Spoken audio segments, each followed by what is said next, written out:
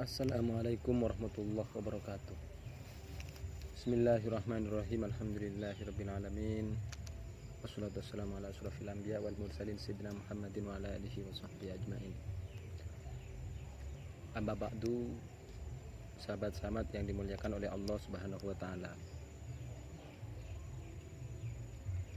Kami sering ditanyakan oleh teman-teman ketika kita dalam keadaan berpuasa seperti sekarang ini,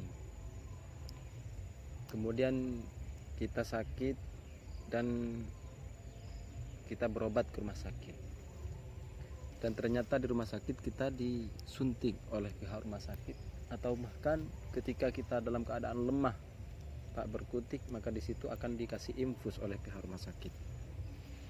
Pertanyaannya, apakah infus dan suntikan obat apakah bisa membatalkan terhadap puasa?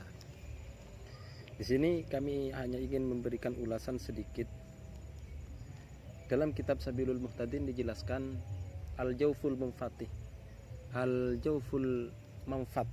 Di situ dijelaskan ketika laki-laki di situ ada 5, ketika perempuan ada 6.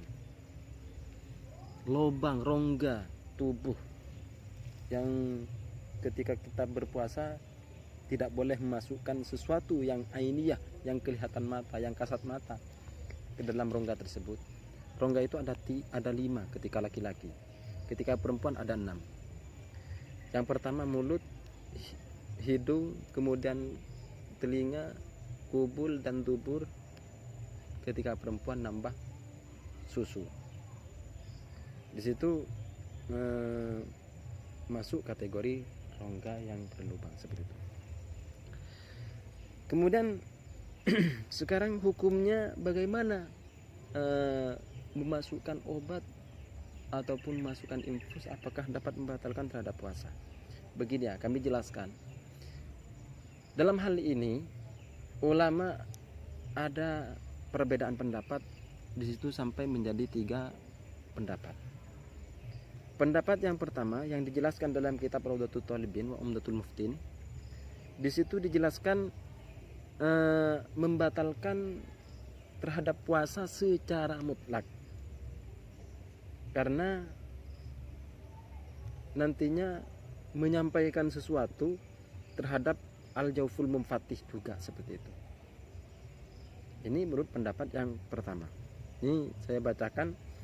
Hukmul ibrah yajuzu litarurah walakin ikhtalafu fi ibtaliha lisawm ala salasati aqwalin. Jadi ada 3 pendapat. Fa fi qaulin annaha tabtulu mutlaqan li'annaha wasalat ilal jawf. Wa fi qaulin, pendapat yang kedua, annaha la tabtulu la tabtulu mutlaqan, tidak membatalkan secara mutlak. Karena li'annaha wasalat ilal jawf ghairu munfaddin maftuhin. Di situ memasukkan sesuatu tanpa lewat jalur rongga yang terbuka tadi itu, akan tapi lewat suntikan lah, lewat. Untuk pendapat yang ketiga, ini yang cukup menarik dan ini yang ashah seperti itu. Wa huwa al-ashah. Ini ditafsil. Pendapat yang ketiga, ditafsilnya, jika suntikan tersebut berisi suplemen sebagai pengganti makanan atau menambah vitamin, maka dapat membatalkan terhadap puasa. Artinya mengandung vitamin sebagai pengganti makanan, walaupun kita tidak makan dalam 1 bulan. Ketika kita pakai infus, yang terjadi itu pakai infus, maka ya tetap membatalkan puasa. Karena kenapa? Karena bisa menghilangkan maksudul aqdam daripada puasa itu sendiri. Sementara kita berpuasa untuk menahan lapar seperti itu. Kalau kita diinfus, maka tentunya tidak akan merasakan lapar. Yang kedua, jika tidak mengandung suplemen, hanya berisi obat, maka masih diperinci lagi. Apabila disuntikan lewat pembuluh darah, dalam artian lewat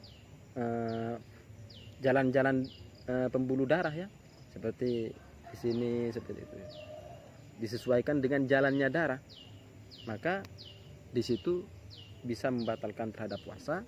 Ketika tidak disuntikan lewat pembuluh darah, artinya disuntikan lewat urat-urat yang tidak ada rongganya, maka tidak membatalkan terhadap puasa.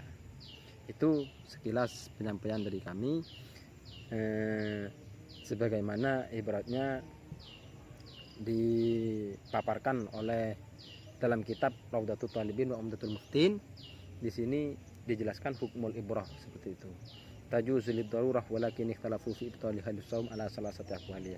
Ila anqal wa qaulin fihi tafsil wa huwa al-asah idza kana mughdiyatan fatabtul shaum wa idza kanat ghayra mughdiyah fanundar idza kana fil aruqil mujawwafah wa hiya al-aurat fatabtulu. Dalam artian dimasukkan lewat pembuluh darah, misalkan ya jalan-jalan darah ini, maka bisa membatalkan terhadap puasa karena bisa nyampe terhadap berarti masukkan terhadap sesuatu rongga ataupun jawful memfatih. Sementara ketika dimasukkan di tubuh-tubuh yang lain, contohnya di daging, di di bongkong, maka tidak membatalkan terhadap puasa. Sekian dari kami. Selamat menunaikan ibadah puasa. Akhiran, assalamualaikum warahmatullahi wabarakatuh.